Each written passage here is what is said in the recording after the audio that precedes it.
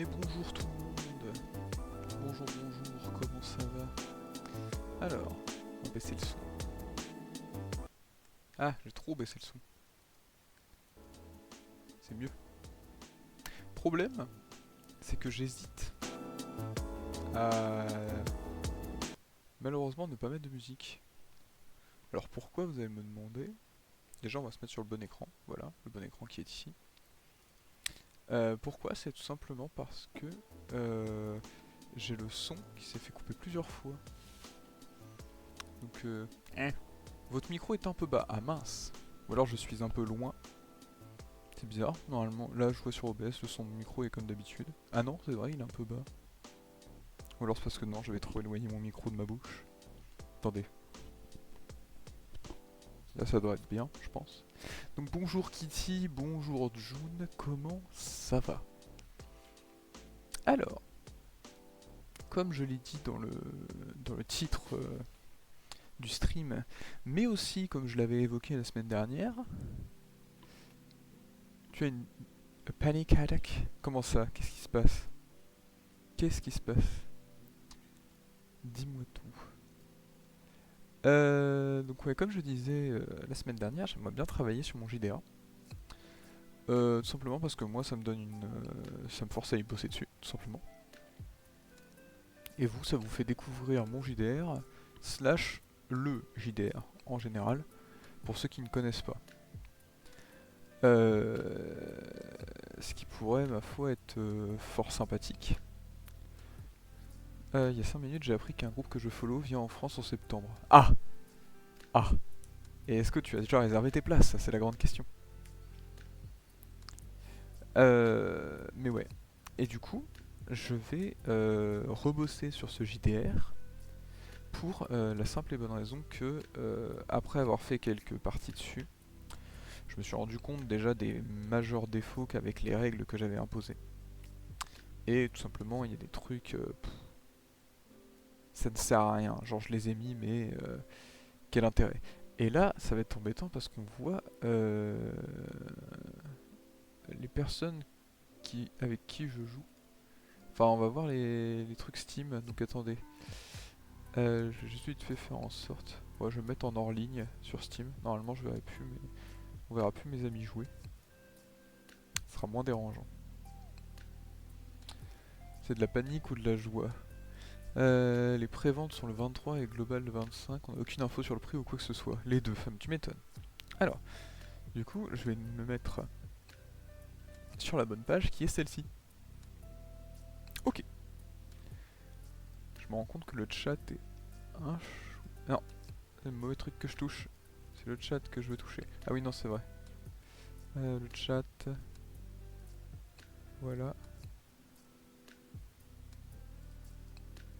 En soi, tant que vous faites pas des réponses trop longues, je peux aussi tout simplement faire ça. Voilà. Donc les réponses sont pas trop longues, normalement, ça devrait être pas mal. C'est quel groupe? NIPN, je sais pas comment on le dit, mais c'était Bébou apparemment.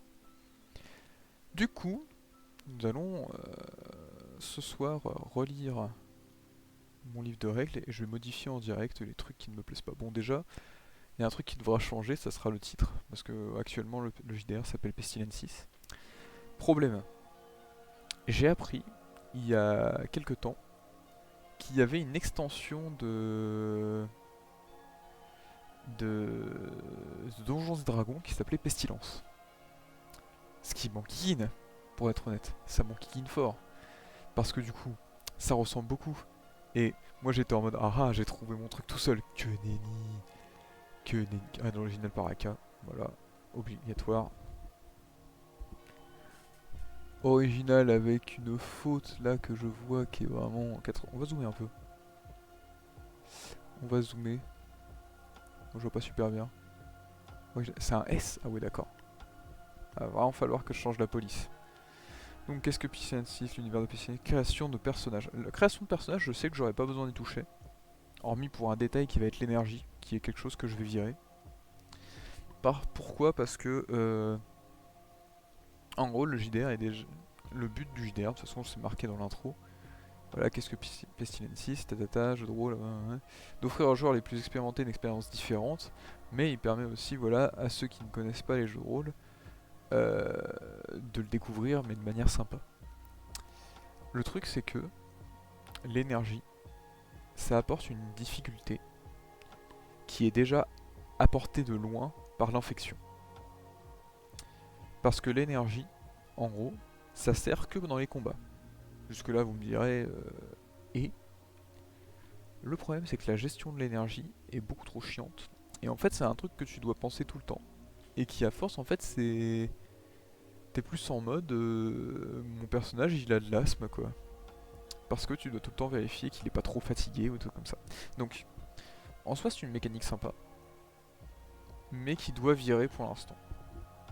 Parce que c'est la première ébauche, enfin c'est pas vraiment la première ébauche très clairement, c'est la deuxième ébauche, hein, on peut le voir ici. C'est la deuxième ébauche, il y a quand même des trucs qui doivent virer quoi. Donc la création de personnage. Comment se crée un personnage de Pestilensis? Alors c'est très simple par contre pour ce soir, je vous montrerai que cette page là et c'est moi qui viendra apporter les pages petit à petit. Je vais pas me balader sur mon Google Drive, vous pourrez tout voir. Non pas que j'ai des choses à cacher, mais bon c'est mon Google Drive. Je mets ce que je veux, puis même en soi, j'ai pas envie de faire un misclick et que ça ouvre un truc de JDR que je n'ai pas envie. Qui pourrait spoil des choses à mes joueurs s'ils viennent sur le stream. Alors, donc on a les stats. Nous avons 5 stats. Il y a la dextérité, que j'hésite à remplacer par tout simplement adresse. Pourquoi? Parce que je me trompe tout le temps. Et je pense que c'est ce qui va arriver. Donc il définit l'agilité du personnage, elle sera par exemple... sera utilisée par exemple dans les moments où votre personnage devra effectuer des actions nécessitant une bonne maîtrise de ses mouvements, comme il est... Ah.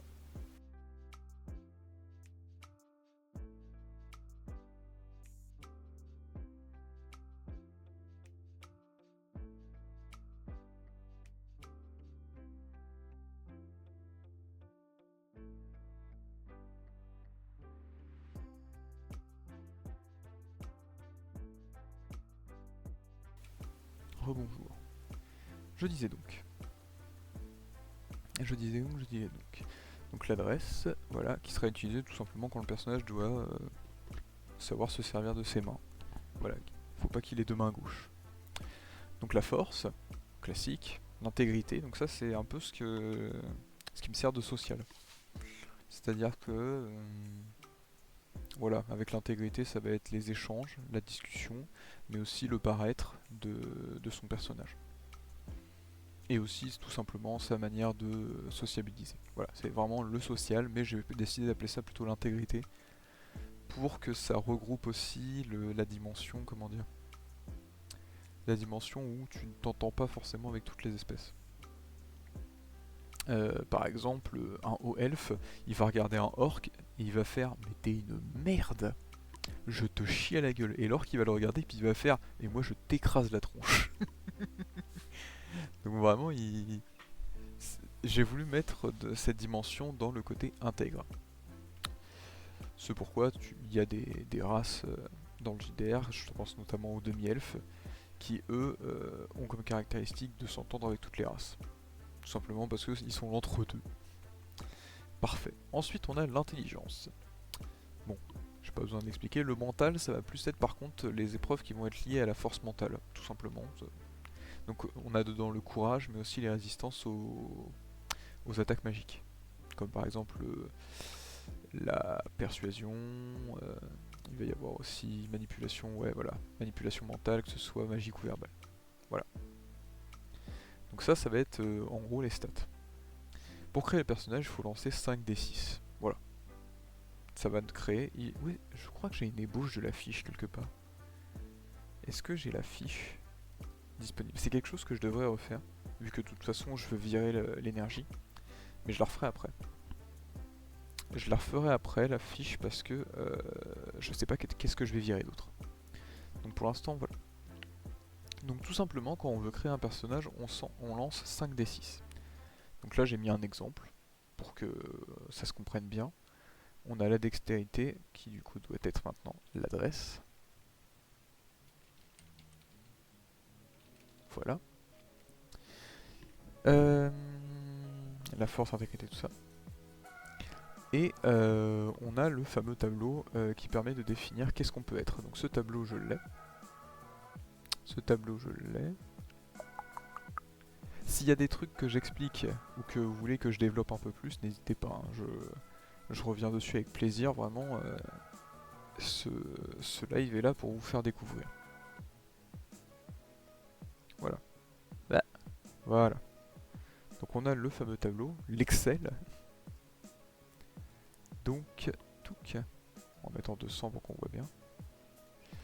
Donc en gros, quand on fait notre tirage, notre personnage, supposons, voilà, on va reprendre l'exemple du livret. C'est-à-dire qu'on a 5 d'adresse, 1 de force, 3, 4, 3. Donc 5, 1, 3, 4, 3. Je vais le marquer à côté, comme ça on va le garder en mémoire. 5, 1, 3, 4, 3. Voilà. Donc avec 5 de dextérité, on regarde tout simplement. Donc, ah oui, il faut faire à chaque fois plus 7 et x 5.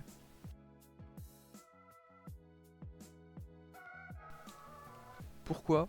Tout simplement pour que ça puisse convertir les stats d'un D20 sur un D100. Ça sert juste à ça, tout simplement. Et pourquoi plus 7? Parce qu'un D6 ça ne suffit pas, tout simplement. Non, en gros, cette manière de créer les fiches est inspirée du donjon de Nullbuck, qui eux font leur génération de personnages sur un D20. C'est du boulot être MJ, encore plus quand tu veux créer ton propre JDR. Mais du coup, voilà, supposons, du coup, plus 7 et le tout x 5.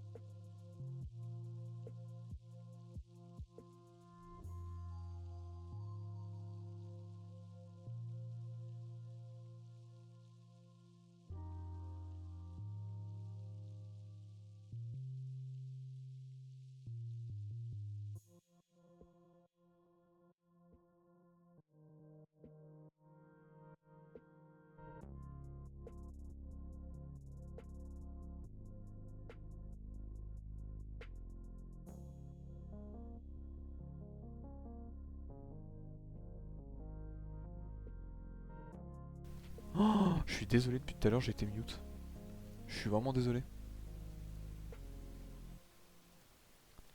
Est-ce que c'est bon, on m'entend? Oh, je me sens bait. Je me sens bait. Je suis vraiment désolé. Je suis un abruti. Oui, maintenant oui. Ouais. Ok, tant mieux. Du coup, je disais, avec tout ça, du coup, on peut créer notre personnage. Donc on va avoir le métier, la race et après les stats. Mais comme je disais, après je vais devoir virer l'énergie parce que c'est un truc que je veux virer. C'est clair et net. Tiens justement, je peux même le virer tout de suite.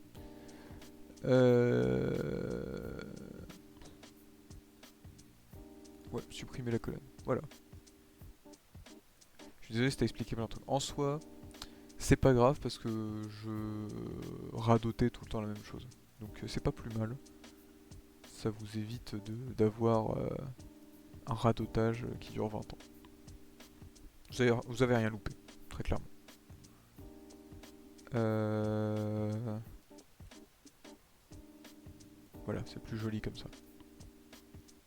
Ok. Du coup, parce que je suis un malade mental et que j'adore Excel, j'ai créé un tableau Excel qui permet de faire directement... On avait de magnifiques coups de... Oui, je me doute bien. J'ai fait un tableau Excel qui permet de générer automatiquement quel personnage on peut être, juste avec... en entrant les résultats. Est-ce que je suis un malade mental? Oui. Est-ce que c'est grave? Sûrement. Mais c'est pas grave.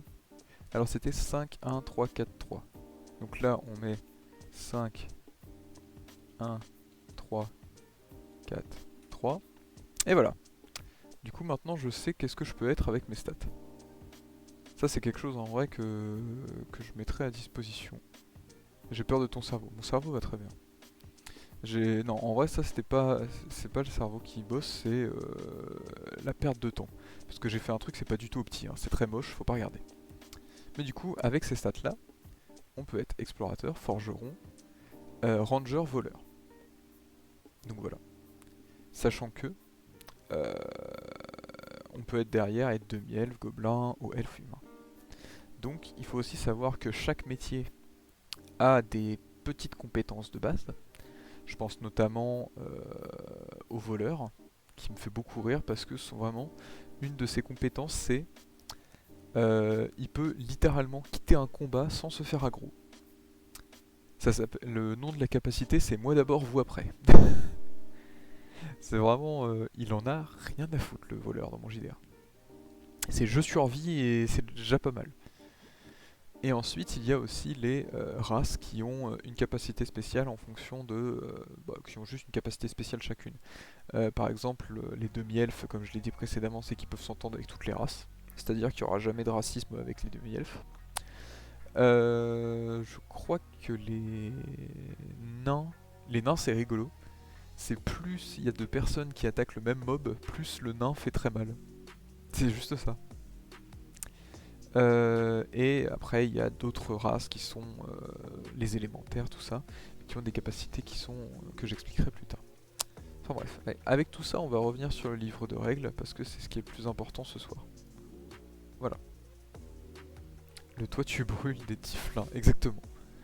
C'est exactement ça.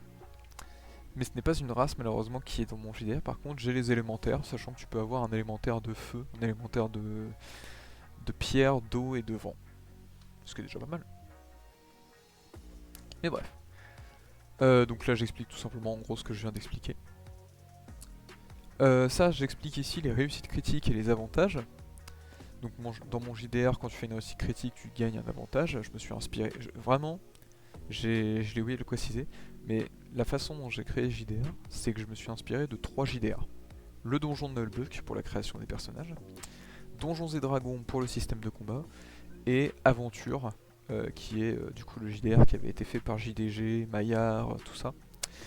Plus pour les phases hors combat, on va dire. Du coup, quand on fait une réussite critique, on obtient un avantage.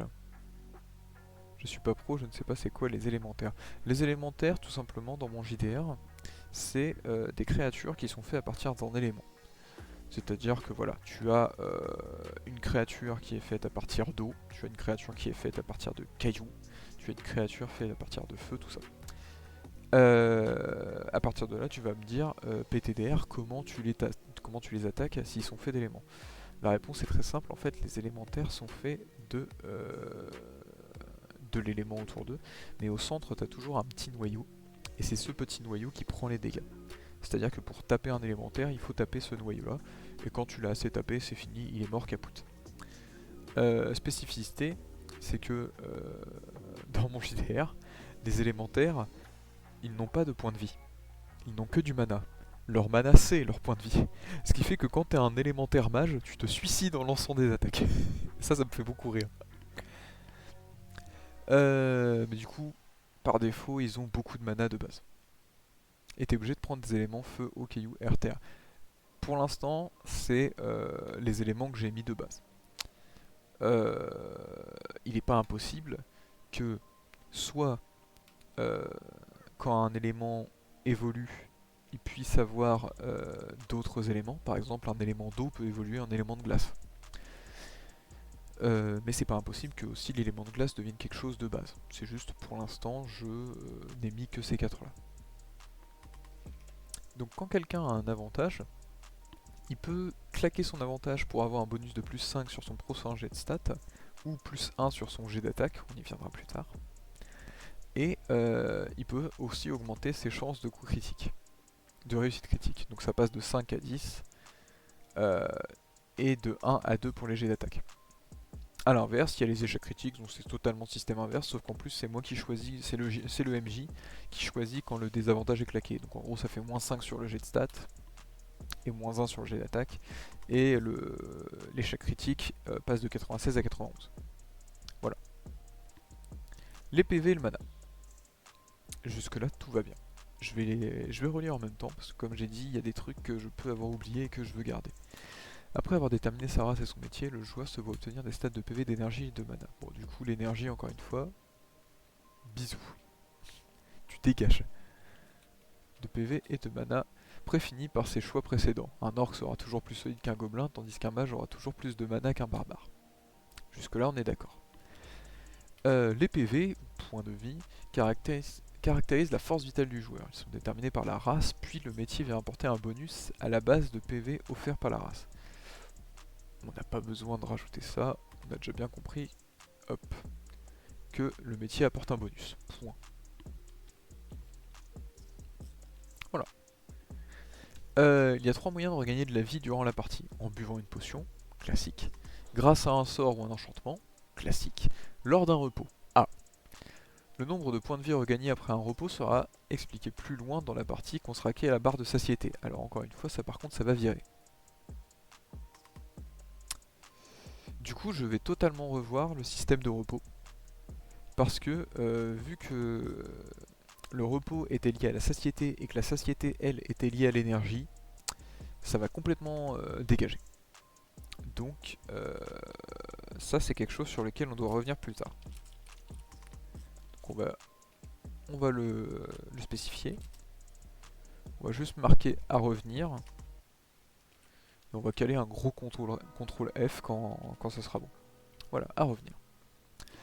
Donc si les PV d'un joueur atteignent 0, il tombe alors dans le coma et ne pourra se réveiller qu'après un repos long. Si un joueur subit des dégâts plus importants qu'il ne lui reste de points de vie, sa barre de santé passe alors dans le négatif et il entre dans l'état aux portes de la mort. Exemple, le joueur n'a que 2 PV, il prend 10 de dégâts, il a maintenant moins 8 PV. C'est important. Un joueur aux portes de la mort n'a plus que 3 tours à vivre. Durant ces 3 tours, le joueur peut lancer un dé 4 par tour. Le résultat de ce dé soigne le joueur jusqu'à un maximum de moins 1 PV. À la fin de ces 3 tours, il y a 3 issues possibles. Soit un joueur allié a soigné le joueur et le fait remonter à ses points de vie au-dessus de 0. Il se réveille alors après un repos long. Voilà, tout va bien, il survit, c'était juste un petit coma. Le joueur voit ses PV atteindre moins 1. C'est que tu peux avoir... allez, je recommence. Tu peux aller max à moins combien en points de vie. C'est totalement pas limité. C'est-à-dire que tu peux arriver à moins 25 si tu t'es pris une attaque du futur.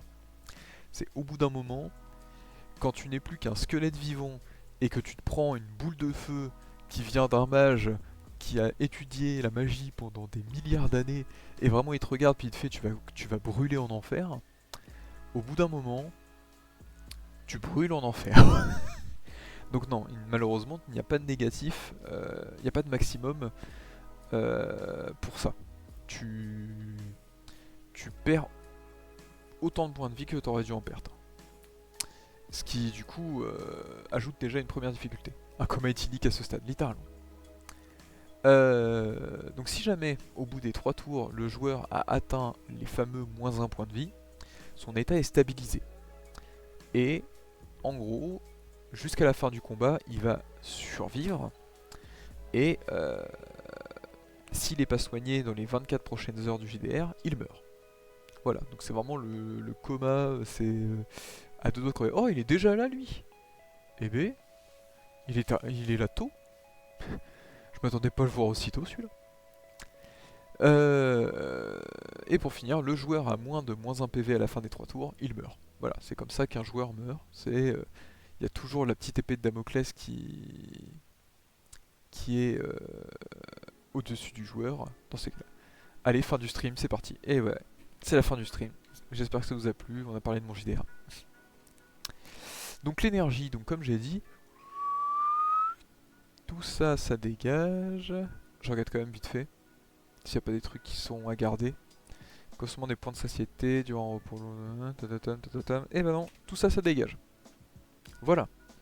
Quand j'ai dit que je voulais vraiment que l'énergie ça dégage, je me fous pas de vous. Le mana est utilisé afin de réaliser des actions et en recours à des ressources psychiques. Tout personnage possède de la mana. Même dans mon JDR, même un barbare possède de la mana. C'est important, c'est expliqué dans le lore, et faut pas s'en choquer, faut pas en être choqué. Tout personnage possède de la mana et tout personnage sait l'utiliser, ou du moins les bases imposées par Celestia. Celestia, c'est la cité de base de l'univers. C'est-à-dire que, voilà, Donjons et Dragons a sûrement son univers, j'avoue que je n'ai pas lu l'histoire de Donjons et Dragons, mais voilà, l'univers de Pestilence, c'est ça. Non, pas du tout, Celestia c'est un poney, exactement. Voilà, je vous ai menti, Celestia est un poney depuis le début. Donc je vais vite fait lire l'univers de Pestilence. Il y a de cela plusieurs siècles, un grand mal frappa le monde. Un mal empoisonnant tout sur son passage, la faune comme la flore. Très rapidement, la vie fut impossible sur ces terres et la population fut en grande partie éradiquée. Ouais, j'ai pas réussi à lire, je suis désolé. C'est alors que 3 mages se réunirent afin de créer un cristal gigantesque, et quand celui-ci se fut achevé, il fit s'envoler plusieurs villages, champs, forêts, lacs et autres paysages avec lui. Ces parcelles de terre commencèrent alors à graviter autour de... Bonsoir Dareg le scribe, bienvenue sur le stream.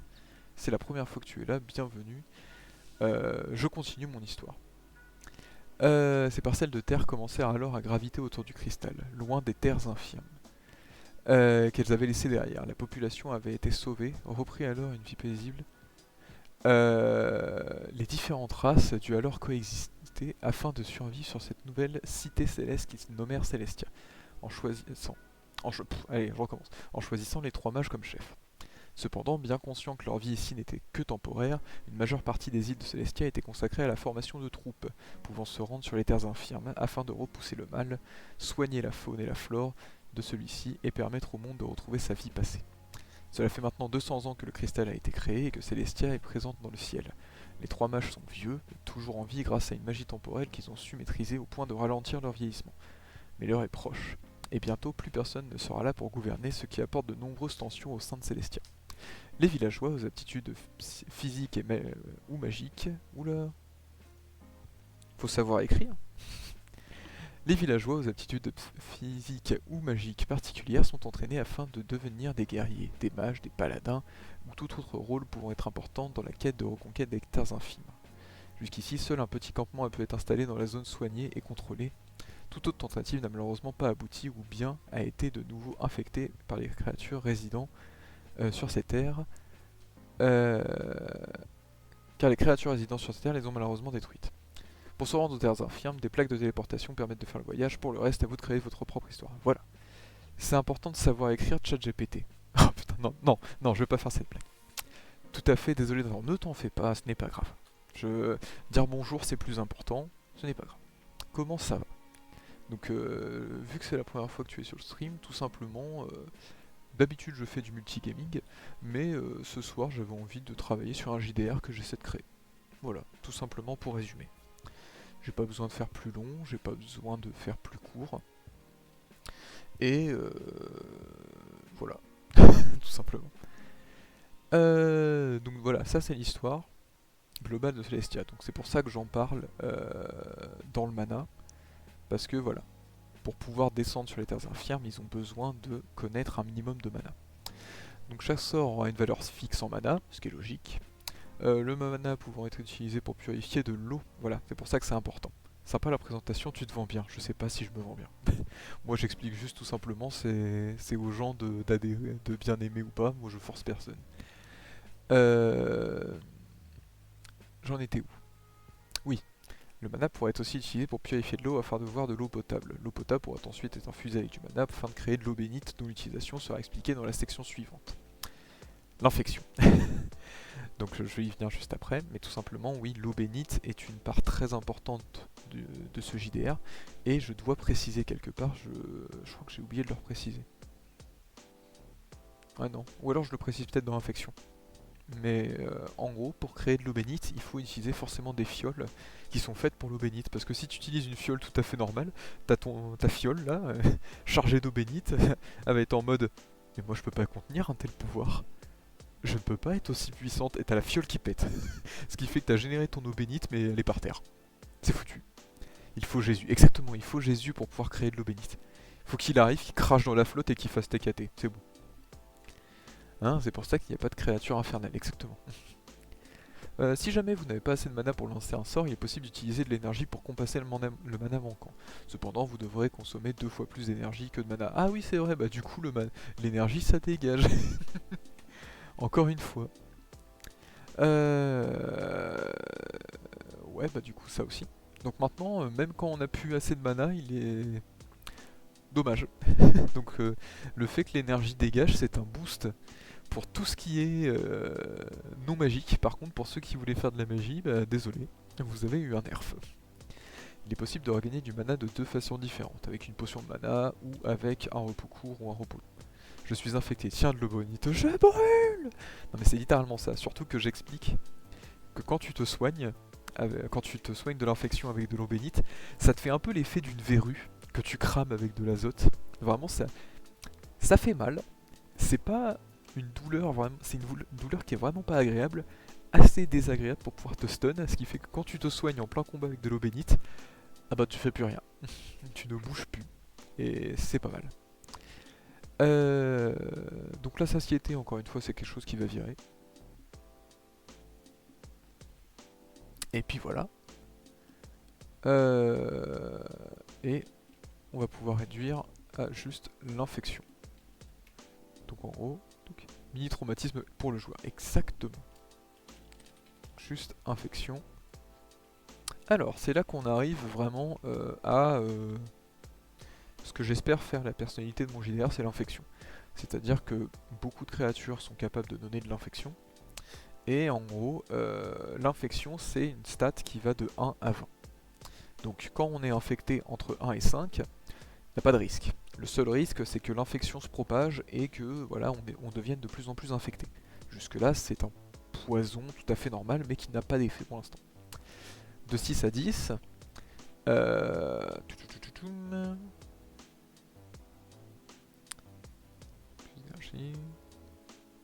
Ouais, tout simplement, là, c'est quelque chose que je vais devoir refaire, parce que là, l'infection, ça commence à consommer plus d'énergie et plus de mana. Donc, pour le plus de mana, c'est bien de le garder, mais pour le plus d'énergie, vu que je veux virer l'énergie, va falloir que je modifie ça. Donc, on va voir ensemble qu'est-ce que je peux modifier maintenant. Entre 11 et 16, c'est tout simplement qu'on commence à avoir des malus sur nos jets de dés. Ce qui fait que ça commence à être handicapant. Entre 17 et 19, la moindre action, ça fait perdre des points de vie. Voilà. Et quand on atteint le stade d'infection maximale, c'est-à-dire 20, tout simplement on devient un zombie et c'est le MJ qui contrôle le personnage. C'est vraiment, il fait ce qu'il veut. C'est des actions totalement aléatoires. Ça peut continuer d'attaquer les mobs comme ça peut commencer à attaquer ses alliés. Mais bon, à partir de ce moment-là, déjà si un personnage a survécu jusqu'à avoir 20 d'infection, soit il en a gagné beaucoup d'un coup, soit il prend pas vraiment soin de lui. Et il rigole, bah ouais. Moi je trouve ça rigolo de mettre les joueurs dans la merde. Non, en vrai, j'ai envie que ça apporte une dimension où tu es constamment en train d'essayer de gérer le fait que si tu te fais taper, tu perds de la vie, mais tu te mets encore plus dans la merde sur le long terme. Parce que vraiment, j'ai des créatures qui peuvent mettre de l'infection assez facilement.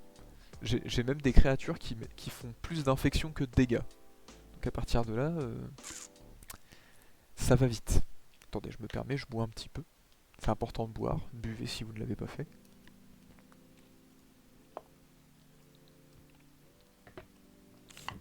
Ah, voilà. Toum, toum, toum, toum. Attendez, je veux voir un truc. Merci du rappel, mais de rien, c'est important. Laissez-moi voir quelque chose.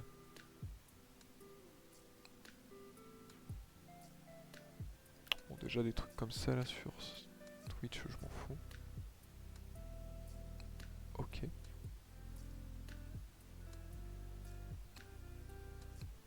Oh mon dieu.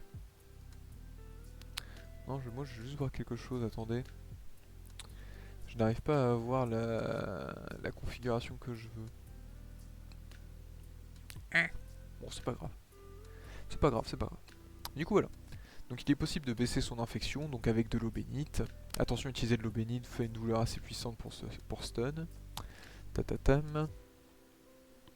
Voilà, il est possible pour tous les joueurs de créer de l'eau bénite. Pour cela, le joueur doit simplement avoir une quantité d'eau assez importante pour remplir une fiole. Dans le cas où un joueur essaie de créer de l'eau bénite dans une fiole non adaptée, la fiole se brise sous l'énergie divine infusée dans l'eau. Donc voilà, donc il faut des fioles spéciales. Ce qui est du coup ces fioles spéciales, car j'ai aussi déjà commencé à créer un système de rareté de loot. Donc il y a le commun, le rare, le épique, le légendaire et le mythique, c'est ça. Et les fioles d'eau bénite, c'est du loot épique. C'est-à-dire que quand tu en trouves une, ah t'es content. T'es vraiment très content.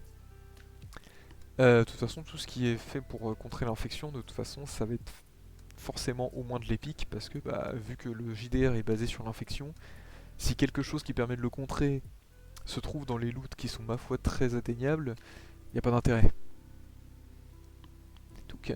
Donc il y a le sort de purification qui permet du coup de transformer de l'eau infectée en eau potable, et le sort de bénédiction qui permet de transformer l'eau potable en eau bénite. Jusque là, ça va. En dehors des combats, il est possible de lancer ces deux sorts à la suite, voilà. Oh, oh le gros espace. Voilà. Donc on va commencer à arriver dans les combats. Donc la phase de combat, du coup, là il y a beaucoup de choses qui vont virer. Parce que tout simplement maintenant, ça va dégager. Ça dégage, parce que reprendre ce souffle, c'est forcément de l'énergie. Encaisser, ça va être à modifier, parce que ça compte de l'énergie, mais j'ai envie de garder quelque chose de similaire. Parer, c'est dégage totalement. Et en fait, parer et encaisser, ça va se regrouper un peu. Se déplacer, bon, ça, je marque une distance maximale définie par la race, je l'ai même pas encore définie. Ou assister un allié, ça par contre, je pense que je vais le virer parce que c'est quelque chose qui se fait naturellement dans un JDR. Genre naturellement tu dis ah mais est-ce que je peux l'aider, genre on dit que je l'aide et voilà il a un bonus. Généralement ça, je sais même pas pourquoi je l'ai précisé, c'est quelque chose qui se fait assez souvent dans les JDR sans pour autant le préciser. Petit coup d'oxygéné sur les plaies. Exactement, mais ça fait mal. Ça pique. Ça pique, ça pique, ça pique.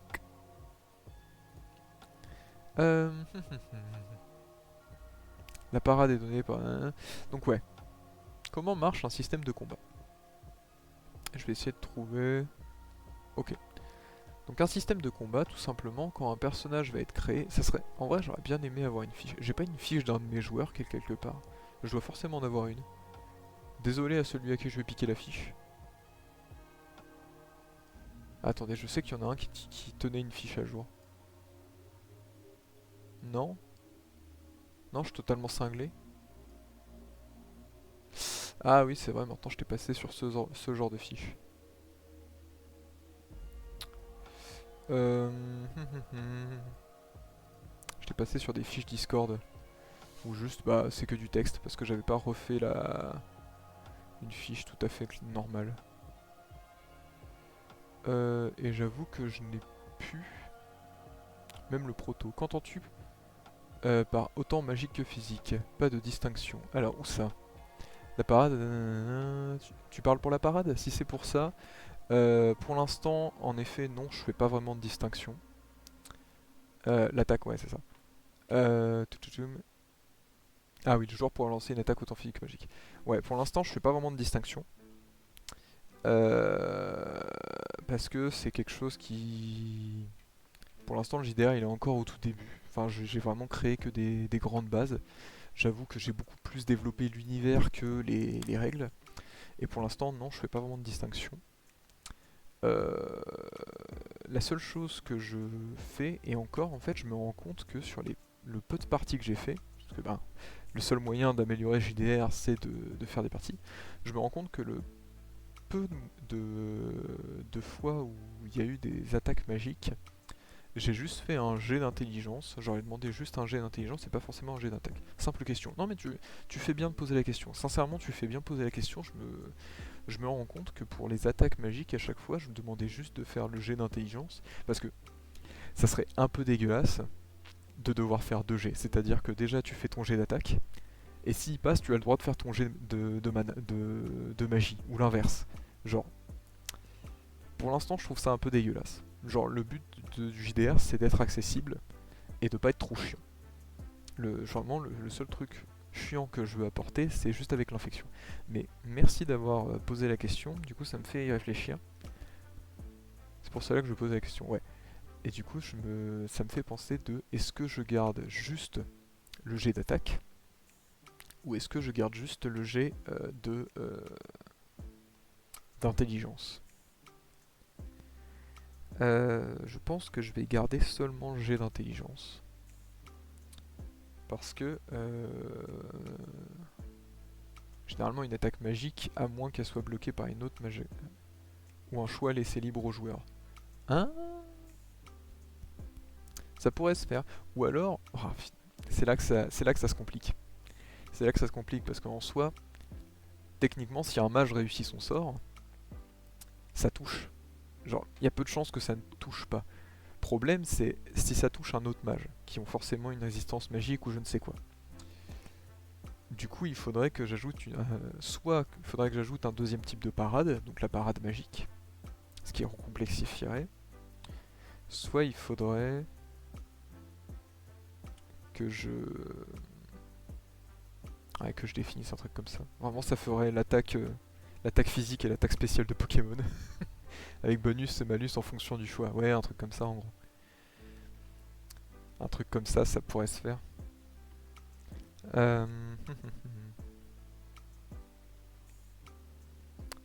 Ouais, on va à revoir.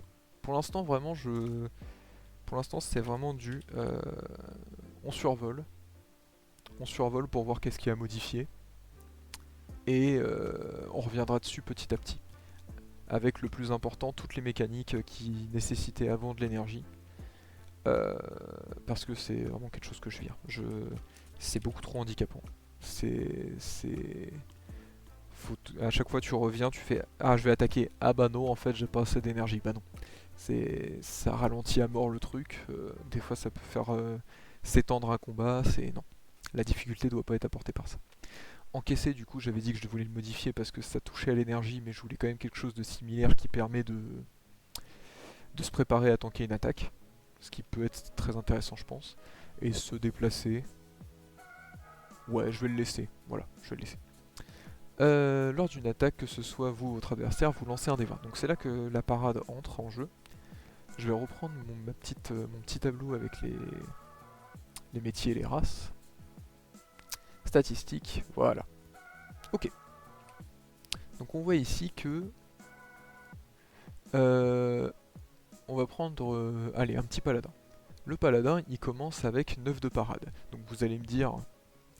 Qu'est-ce que c'est que t'as... C'est un choix, mais j'aime la mécanique nécessitant le moins de dés et laissant plus libre le choix et l'interaction des joueurs avec l'univers proposé. C'est vrai. Je me sens bête à côté de vous deux. Ah, je vais réussir à lire. Je me sens bête à côté de vous deux en discussion. Mais non, vous sentez pas bête. Justement, si vous avez des questions, des trucs comme ça, n'hésitez pas. Vraiment, comme je l'ai dit, ce que je veux absolument avec ce JDR là, c'est le faire découvrir aux personnes qui ne... C'est faire découvrir le GDR à ceux qui n'y sont pas vraiment initiés.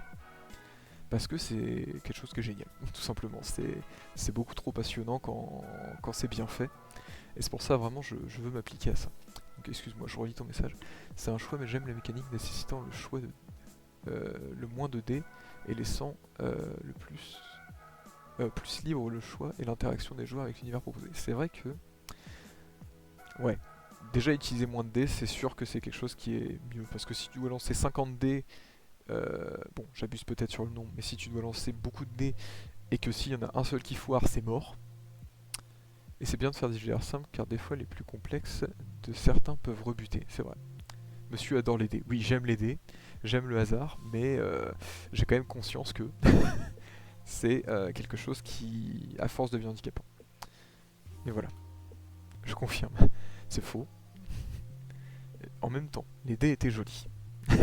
J'ai le droit d'acheter des dés à une convention, ils étaient jolis. Mais bref, reprenons notre exemple. Donc pourquoi le paladin il a que 9 de parade? C'est que tout simplement le paladin commence avec de l'équipement de base. Voilà. LOL c'est un choix, certains joueurs aiment et d'autres moins. Exactement. Donc voilà, le paladin commence forcément avec de l'équipement, donc de manière naturelle il a 9 de parade, parce que un paladin c'est une montagne de muscles, donc pour esquiver c'est pas fou. À la limite, il tank les dégâts, mais voilà. Mais du coup il va avoir 9 de naturel, c'est-à-dire sans armure, sans rien.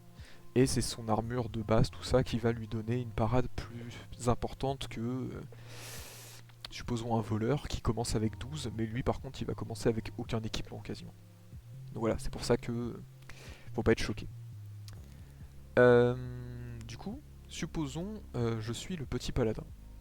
J'ai, on va dire, 12 de parade parce que j'ai un bon bouclier et une petite armure.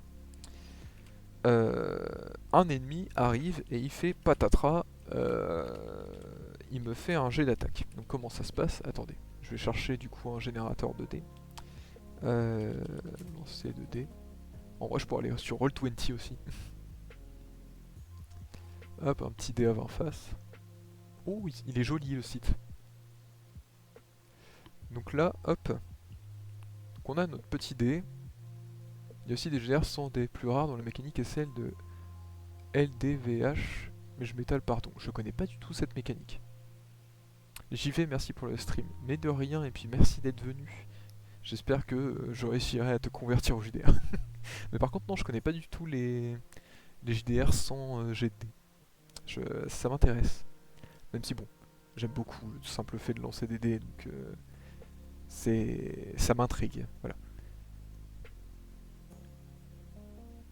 Livre dont vous êtes le héros. Ah, d'accord, ok. Merci pour la traduction. J'aime bien rouler les dés, mais si t'arrives à faire un jet pour après qu'il ne serve à rien, sad. Ouais. C'est vrai. Du coup, c'est... Ouais, de toute façon, il y a plein de façons de jouer à des jeux de roues et trucs comme ça. On trouve forcément ce bonheur quelque part. Moi personnellement, de toute façon, c'est le jet de dés, c'est le hasard parce que ça me fait rire. D'imaginer que mon personnage qui s'est entraîné des milliers d'années arrive à buter sur un caillou, ce qui fait qu'il loupe son attaque. Juste ça, ça me fait rire. Mais revenons là-dessus. Du coup, voilà, je suis mon petit paladin, j'ai 12 de parade.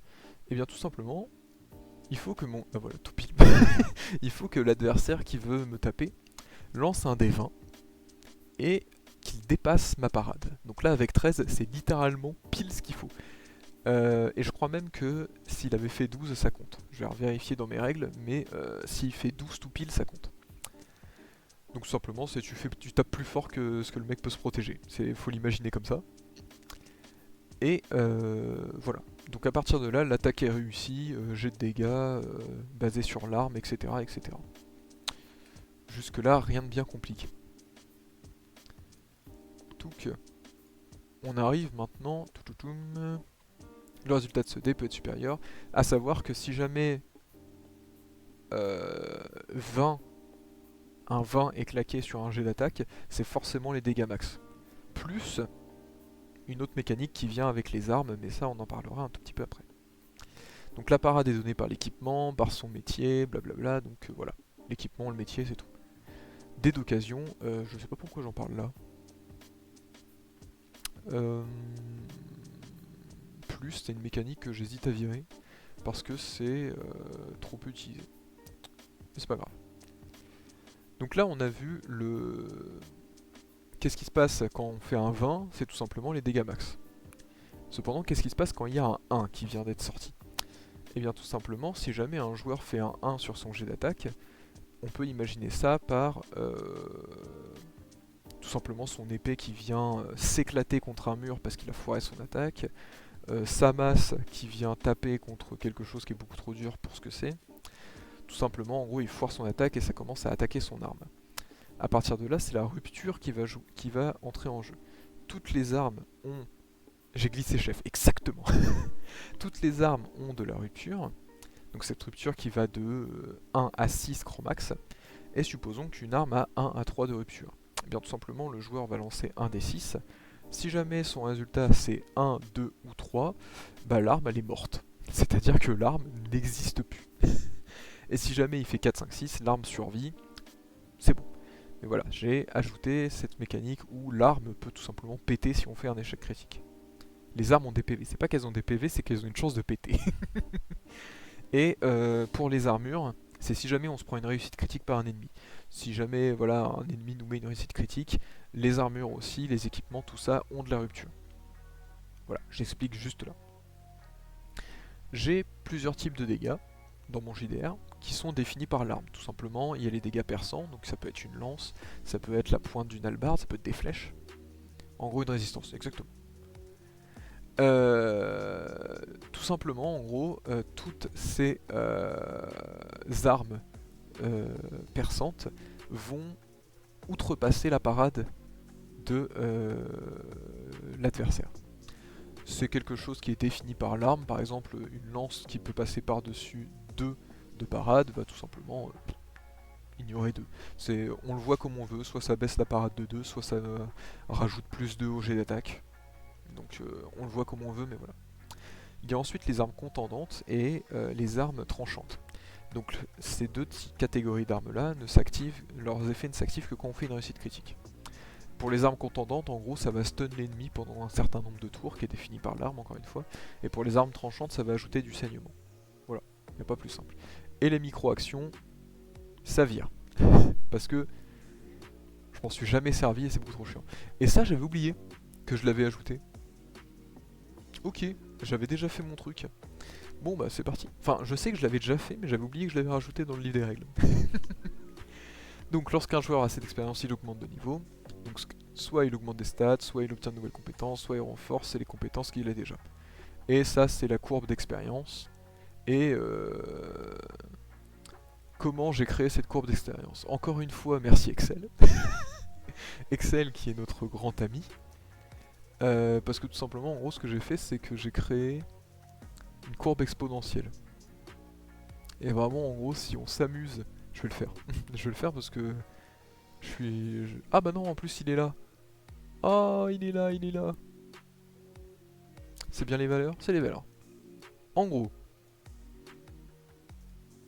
le principe de la courbe exponentielle sur un épisode, sur une campagne. Sur un épisode, sur une campagne. De quoi non? J'avoue que c'est possible que j'ai oublié le contexte de ta question. Surtout qu'en plus je regardais pas le chat au moment où il est arrivé. Donc j'avoue que je n'ai pas. Le fou de Excel. Les points d'expérience. Les points d'expérience, c'est sur... qui sont gagnés sur une campagne. C'est vraiment sur tout le long. C'est tout simplement, en gros, pour gagner de l'expérience, il faut tuer des mobs. C'est le fait de tuer des mobs, ça fait gagner de l'expérience. Et en gros, chaque mob donne un certain nombre d'expériences. Donc c'est vraiment sur tout le long de la campagne. Donc tout simplement, ce que je me suis amusé à faire, c'est comme on peut voir, la montée de niveau là, ça fait quelque chose qui monte petit à petit. Mais le principe d'une courbe exponentielle, c'est d'augmenter de plus en plus. Donc là, on voit bien que ça fait une ligne droite, c'est une courbe à peu près exponentielle, bon, à peu près, parce que faut pas non plus déconner. Mais voilà. Donc 250 d'XP. Pour donner une référence, je vais aller chercher combien donne d'XP un loup. Un loup de base que j'utilise généralement pour faire le combat tuto. Généralement pour le combat tuto, j'utilise un loup infecté. bien sûr. Sinon ce n'est pas mon GDR. Le loup infecté, quand il meurt, il donne 25 d'XP.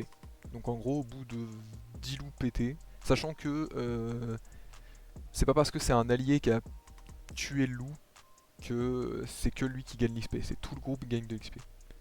C'est plus un MJ, c'est un astrophysicien. Je n'irai pas jusque là. Non, je suis chimiste, donc je fais beaucoup de calculs. J'adore ça. C'est un matheux, exactement. Je plaisante bien sûr. Non, non, non. Je suis pas astrophysicien, je suis chimiste. C'est...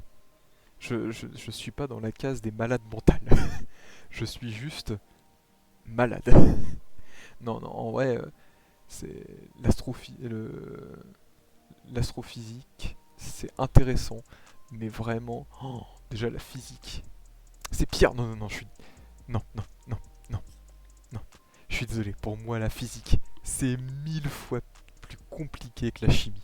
Oh, si tu comprends rien en maths, tu ne peux pas faire de physique. Alors que la chimie, si t'as l'idée qui est derrière, tu peux te démerder. Vraiment, sans déconner, si t'as l'idée qui est derrière la chimie, tu peux te démerder. Mais si tu n'as pas du tout l'idée, si t'as pas du tout les maths en physique, c'est mort. Ravi de cet échange, mais je dois filer. Bonne soirée à vous. Eh bien, bonne soirée. Oh, merci beaucoup pour le follow, c'est très gentil de ta part. J'espère qu'on se reverra. Et puis, bah, bonne soirée à toi. À la prochaine. Du coup, revenons là-dessus. Donc, on a les gains de niveau. Je repasserai avec plaisir. Bye bye. Alors, du coup, la montée de niveau, voilà. Et augmentation des stats, je crois que j'avais... Lors de montée de niveau, on peut choisir de répartir 10 points. Ouah, ça veut rien dire. Un joueur pourra choisir de répartir 10 points pour les répartir dans les différentes stats. Ça veut rien dire. Surtout que toi, maintenant, en plus, tu t'appelles adresse. Voilà. Adresse, force, intégrité, blablabla. Sera si possible de monter. Donc déjà, je vais refaire la phrase parce que... on va partir 10 points dans ces statistiques. Ah, sorry, je vais être beaucoup moins intéressant en question. Mais non, arrête de dire ça. Dans ces différentes statistiques. Ok. Caractéristiques, statistiques, je préfère. Utilisons les bons. Et surtout, pas de majuscules quand il y en a pas besoin. Statistique. Voilà. Et surtout, savoir écrire, c'est important. Il sera possible d'augmenter la santé, le mana et l'énergie. Non, bah non, du coup, toujours pas. Toujours plus, plutôt. Le mana du joueur, ces différents boosts sont définis par la race et le métier du joueur, quelque chose que je n'ai pas du tout encore travaillé. Mais c'est pas grave. La santé dépendra de la race du joueur, tandis que le mana dépendra de la classe du joueur, du métier. Chaque fois je change, chaque fois je dis classe, métier, je mélange tout le temps les deux, mais non. Il faut que je garde qu'un seul mot. Parce que vraiment des fois j'utilise adresse et dextérité pour dire la même chose, mais bah, c'est pas le même mot en fait. Du coup voilà.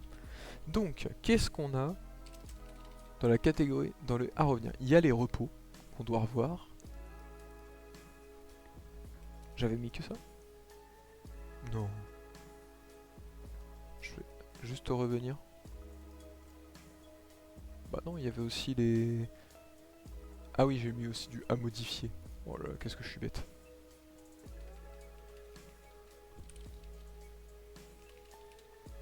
Voilà. Et il y avait aussi le combat. C'était à revoir. Mais il faut vraiment que j'utilise le même mot partout. Hein. Voilà. Ok. Donc c'est les trois choses qu'on va revoir un peu pour l'instant.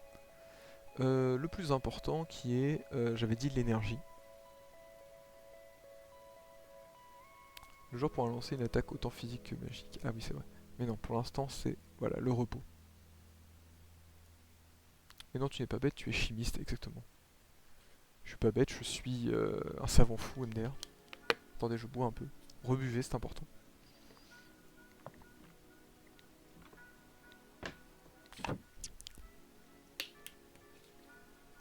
Voilà. On y retourne, exactement. Du coup, le repos.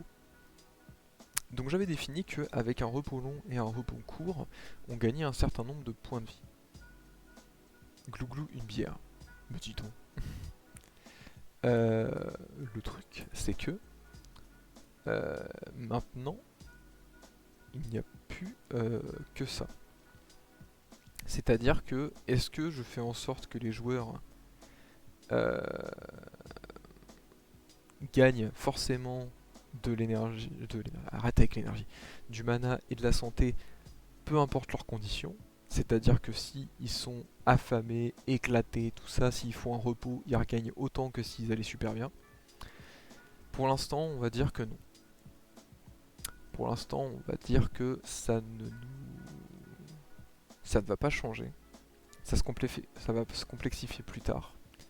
Mais pour l'instant, on va dire que on veut quelque chose qui est stable, qui ne va pas déranger n'importe qui. Donc lors d'un repos, court ou long. Ça c'est sûr, par contre, il y aura la notion de repos court et repos long. Salut, bonjour Friaz. Comment ça va? Donc lors d'un repos court, nous allons... donc comme je l'ai dit, Friaz, toi qui es un de mes joueurs, l'énergie, c'est mort. Il n'y a plus d'énergie. C'est fini. Je ne veux plus de cette stat. Donc lors d'un repos court ou long, ok. En faisant un repos court,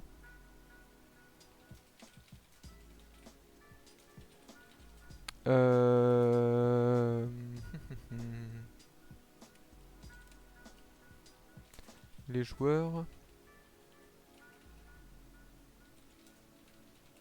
gagnent, bon, regagnent la moitié de leur mana, ça c'est fixe, de leur mana. Et est-ce qu'ils regagnent tout leur PV? Peut-être pas. Ce qui est sûr, c'est que le mana ça revient. Les PV ensuite ça dépend. Je pense que ce qu'on peut à la limite faire pour définir le nombre de PV qu'ils regagnent, ça va être en fonction de la bouffe qu'ils mangent avant de se reposer. Ça ajoute une autre mécanique qui est celle de la bouffe, mais au moins ça permettrait d'avoir aussi de la bouffe plus ou moins efficace. Tu n'utilises pas la faim quand même, non. Mais ouais, ça permet d'utiliser quand même la bouffe dans un sens.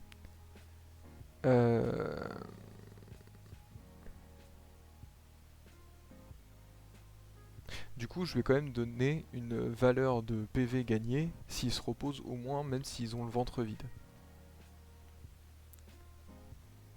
Mais ouais. Ouais, je vais faire ça. Donc, supposons qu'ils se reposent le ventre vide. Avec un repos court, ils vont regagner... J'avais mis combien là, à la base? Attendez, je vais retourner voir sur la première version.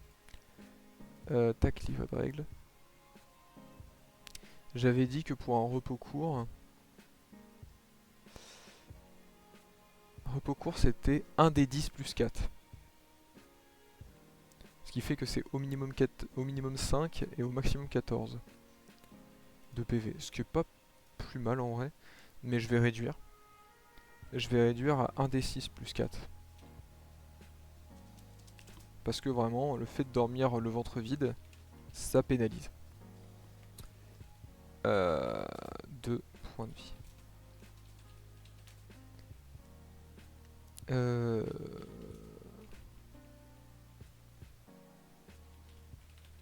Un repos long va cependant... Non. Après un repos long, les joueurs regagnent tout leur mana dans un premier temps. Et on va dire...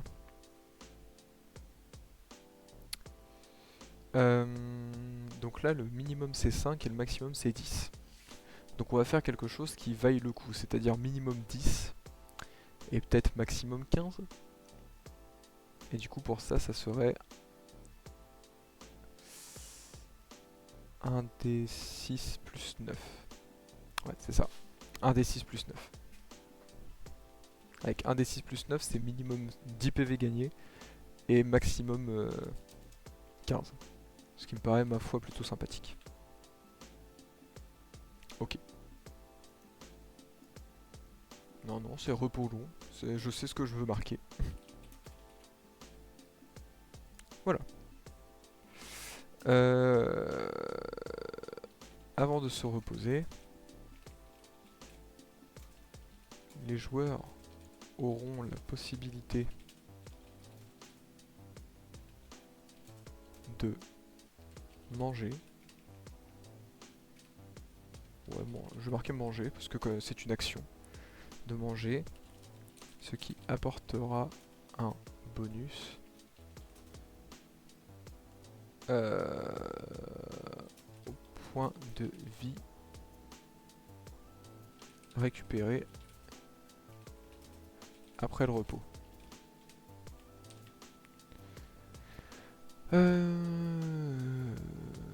Ouais. Ok, ça me paraît pas trop mal. Donc pour le repos, c'est refait. Pour le repos, maintenant c'est recalé. Il n'y a plus besoin de s'en soucier.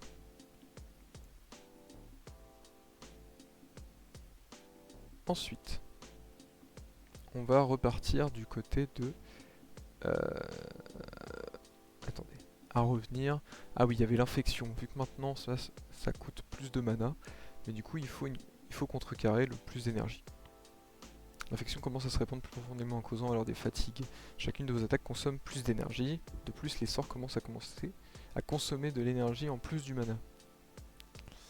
Donc là, en gros, c'est l'énergie qui pêche. Le problème, c'est qu'il y a déjà là où je commence à mettre de la réduction de stats. Donc qu'est-ce qui peut se passer ?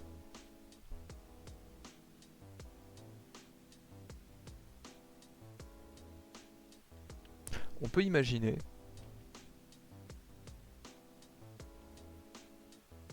ah, qu'est-ce que vous diriez que je commence déjà à mettre la réduction de stats ici. Ah, je perds ma souris. Voilà. Je commence déjà à mettre la réduction de stats là. Et ici, je rajoute quelque chose qui fait que, genre par exemple, quand on a vraiment mal d'un coup, on est un peu stun. On est un peu paralysé par la douleur. Est-ce que je pourrais pas rajouter quelque chose de similaire à cet endroit-là ?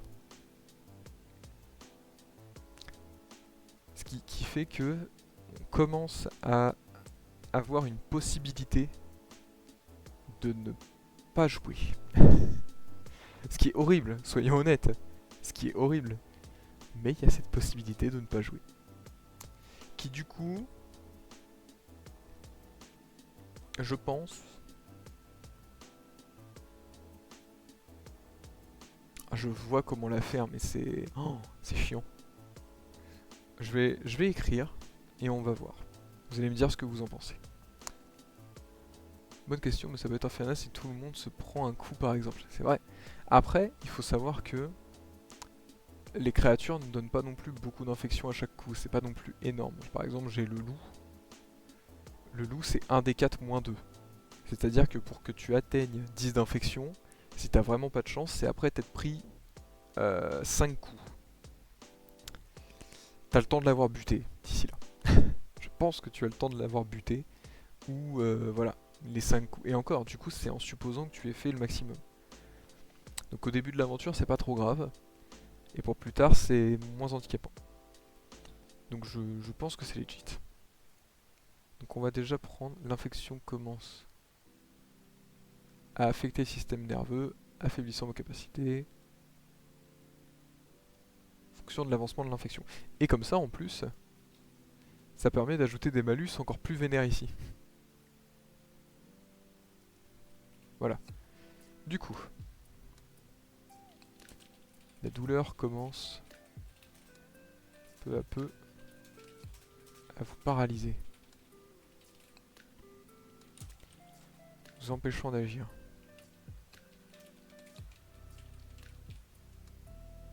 Ou alors, quelque chose de moins vénère, les attaques d'opportunité, tous les trucs comme ça, c'est plus possible. Parce que tu es trop lent. La douleur t'empêche de réfléchir.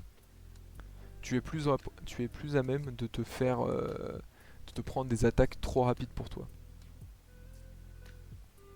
ça serait peut-être beaucoup moins vénère que cette idée-là. Même si l'idée me plaît beaucoup quand même.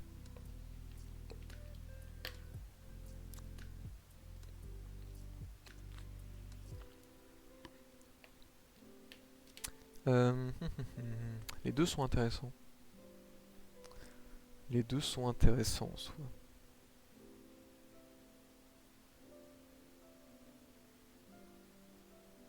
Un peu genre t'es déconcentré du combat, un peu ouais. Un peu ça. Parce qu'en soi là il y a déjà les malus sur léger. Là il y a déjà des malus donc ça peut être sur les jets d'attaque comme sur la défense ou n'importe quelle action. Il y en a un tu peux encore agir faiblement, l'autre tu bouges plus du tout. Ouais c'est ça.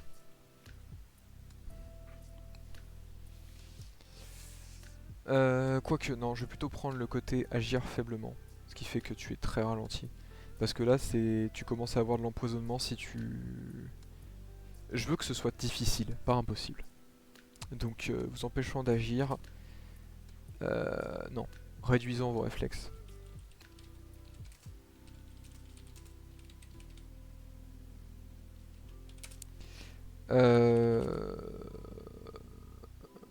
Vous êtes plus facilement pris par surprise et ne pouvez plus bénéficier des certaines opportunités.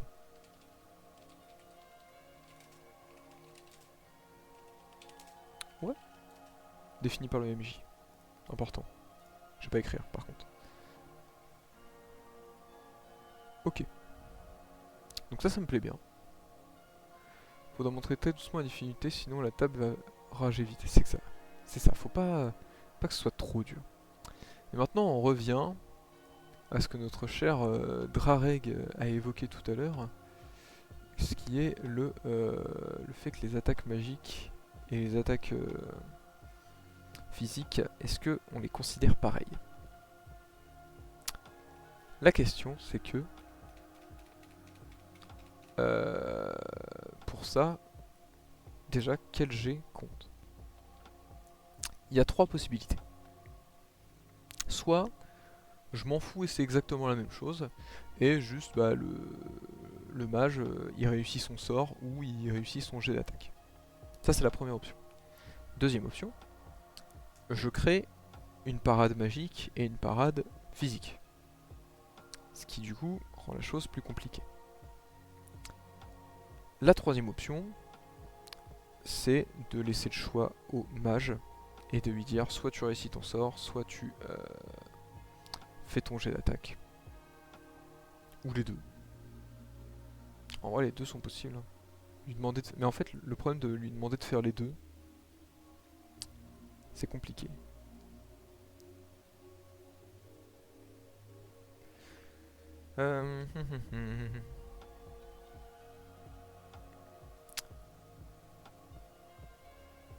Qu'est-ce qui pourrait être plus intéressant? J'ai pas envie que ce soit pénalisant d'être mage, parce que c'est quelque chose qui est très sympa à jouer. Mais si tu dois commencer à faire deux types de jets pour ne lancer qu'une attaque, ça commence à être compliqué. Je pense que... Connexion au chat. Ah, j'ai peur. Au pire, à un moment, tu imposes. Sinon, il peut choisir. À la limite. À la limite. Mais ça reste quelque chose qu'il faut que je rajoute.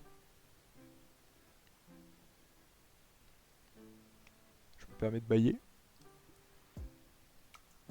Oh, excusez-moi.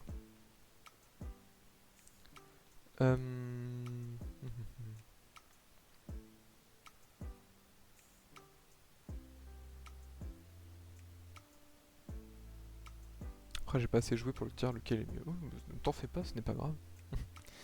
De toute façon, ce soir, c'est fait pour réfléchir tranquillement à la chose, à la question. Mais je pense que je vais me tourner sur laisser le choix au mage. Parce que pour l'instant, c'est trop compliqué. Ça nécessiterait que j'impose, que je fasse, comment dire, une deuxième. L'option que je préférerais, ça serait d'avoir la parade physique et la parade magique. Sauf que ça complexifie pour rien. Et c'est chiant. Donc je pense qu'à partir de là, je vais tout simplement plutôt ajouter...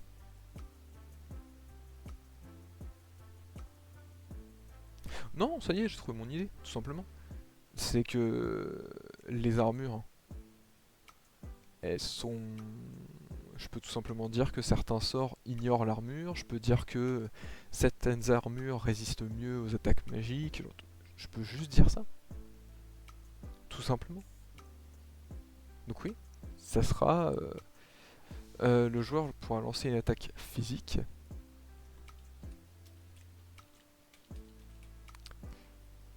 Euh...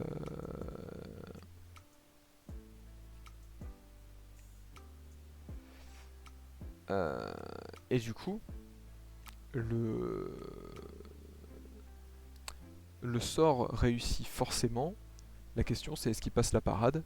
Et c'est tout. C'est tout.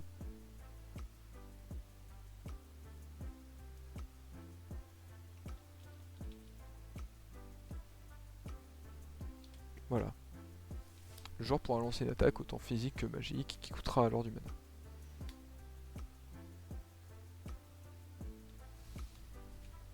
Voilà, tout simplement. Pour l'instant, ça sera ça. La prochaine attaque reçue jusqu'au prochain tour voit ses dégâts divisés par 2. Aussi, vous regagnez tatata. Bon. Je vais plutôt faire encaisser et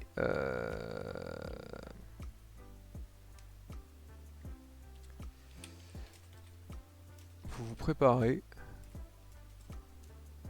à bloquer une attaque, ce qui augmente votre parade de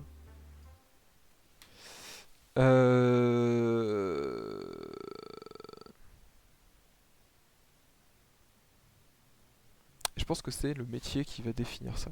Oui, il y a beaucoup de choses qui sont définies par soit le métier, soit la race. Je sais.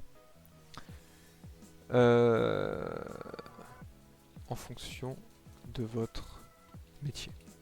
Voilà. Donc ça fait des choses à ajouter. Mais ça me semble pas mal.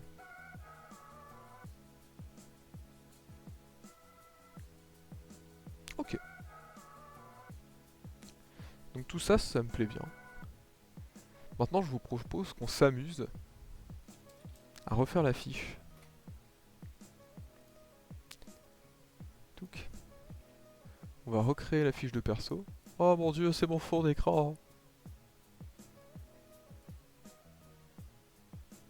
Mon dieu, vous voyez mon fond d'écran, je suis toutefois gêné. Il y a beaucoup trop de choses dessus. Alors.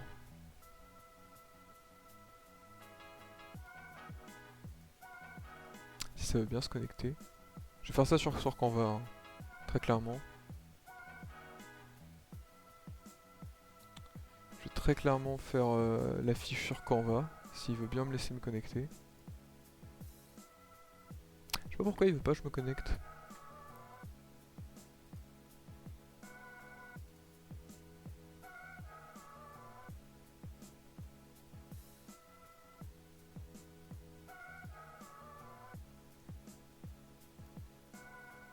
Attendez, je vais refresh la page. Je sais pas pourquoi il veut pas. Attendez. Je vais me mettre comme ça en attendant.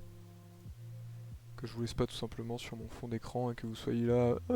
Qu'est-ce que c'est? Pourquoi ça bouge pas? Il se passe rien? Je suis désolé. Essayez Canva Pro. Bah non, m'en fous. Créer un design. Un document. Ok. Oh, Théma la vieille photo de profil. Oh attendez, je suis désolé, faut que je vire ça.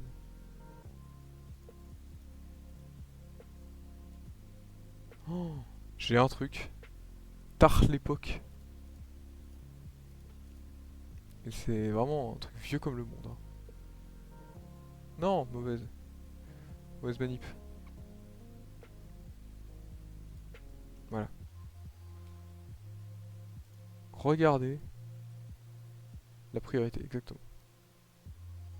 Genre vraiment, regardez ça. Déjà, c'est l'ancien pseudo. Ça pique. Mais en plus, Théma, la vieille photo. Je crois que c'est l'époque Red, exactement. Je crois que c'est la toute première photo de profil que j'avais sur YouTube. Tard l'époque. Du coup, on va commencer à créer. Waouh, mais qu'est-ce que ça fait là? Ok. Ah, d'accord, c'est. C'est mes photos. C'est mes photos. C'est ça?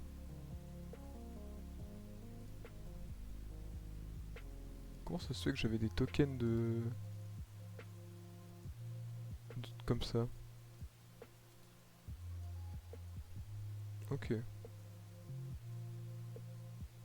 Bon. Attendez, ça me surprend que j'ai des emojis. Mais je me demande en fait d'où ils viennent ces emojis là.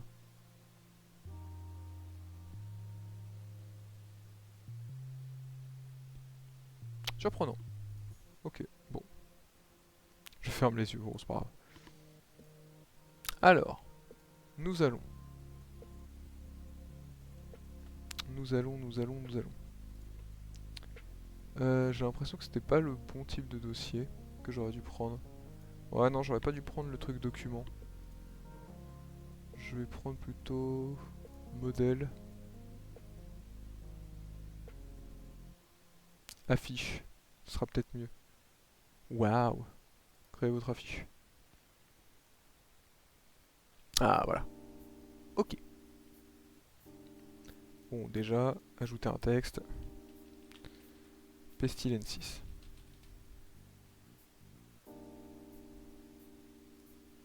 Voilà. Donc déjà, c'est magnifique. On va mettre comme ça pour que ce soit plus lisible. Et on va zoomer un peu. Où est-ce qu'on zoome? Ici. Ok. Bon, la police pour l'instant, on s'en fout un peu, quoique. On peut déjà choisir une police jolie. Allez, on va garder là-dessus. On va mettre un petit vert, histoire de... Petit vert foncé, genre ça. Voilà, très bien. Ok. Ok. Où sont les éléments? Ok. Cadre, rectangle, flèche. Illustration. Waouh. Il y a de tout. Ah ouais, pas grand chose en fait. Bon, malheureusement, j'ai l'impression qu'en fait sur Canva ça va être beaucoup plus chiant que ce que je pensais. Donc malheureusement la fiche ça ne sera pas sur ça ne sera pas en live parce que je n'ai malheureusement pas de PowerPoint sur ce PC là. Je l'ai que sur mon PC portable et tout simplement je ne vais pas jouer à faire du PowerPoint sur mon PC portable en stream parce que sinon ça va être très compliqué. Mais je pense que déjà ça me fait une bonne petite soirée où je vous ai fait découvrir mon JDR, je vous ai fait découvrir voilà comment je le réfléchissais. Alors dommage, je suis désolé. Mais la prochaine fois que je ferai un live basé sur mon JDR, je promets que j'aurai la fiche de prête, la fiche modifiée. Surtout que je crois qu'il y a l'ébauche de l'ancienne fiche qui est sur mon autre PC portable. Donc je pourrais faire quelque chose, mais en tout cas je suis content qu'on ait pu virer déjà l'énergie, parce que c'est quelque chose que je voulais vraiment virer. Et que en plus maintenant tout a été modifié en conséquence. Donc voilà, donc je pense qu'on va s'arrêter là pour ce soir. Euh, Mercredi, je sais pas à quoi je vais jouer. Je vais jouer, ça c'est sûr. Mais à quoi, je sais pas. Donc ça sera la surprise. Autant pour vous que pour moi. Du coup, moi je vous dis à la prochaine fois. Merci d'être passé. Et puis bah bonne soirée, bonne nuit tout le monde. Allez, à plus.